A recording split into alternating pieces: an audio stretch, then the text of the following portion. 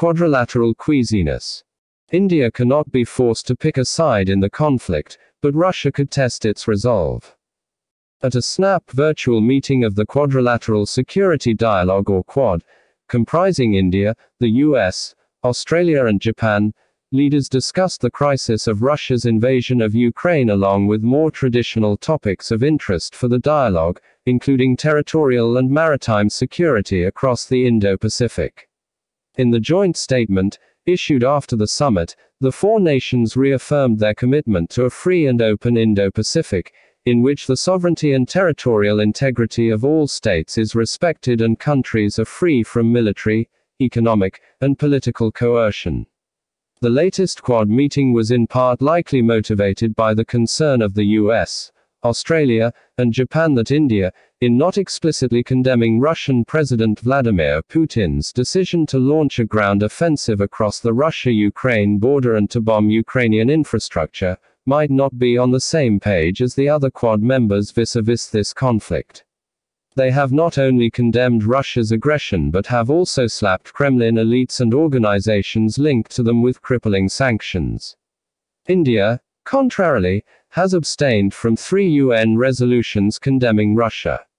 There is also a considerable difference on the Russia-Ukraine issue in terms of the individual readouts of the Quad members. While the US, Australia and Japan directly called out Russia's attempt to unilaterally force changes to the status quo in Ukraine and vowed not to let such action occur anywhere in the Indo-Pacific, India's readout only referenced Ukraine in passing, in the context of establishing a new humanitarian assistance and disaster relief mechanism for this cause. Russia's action has obviously posed complex questions for India's strategic calculus, even as New Delhi continues to be guided by the 21st century variant of its non-alignment paradigm, and by its need to remain close to Moscow, a major defense supplier. South Bloc is already well versed at playing hardball with the Mandarins at the US State Department over getting a CAATSA waiver for India's purchase of $5.43 billion worth of the Russian Triumph missile defense system.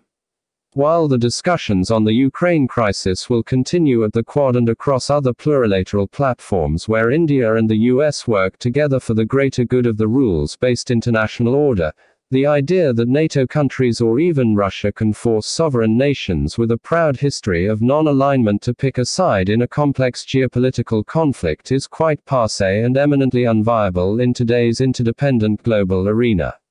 The Quad, for example, cannot afford to alienate India, a critical partner in the global strategic plan to balance the rise of China as a potential Asian hegemon.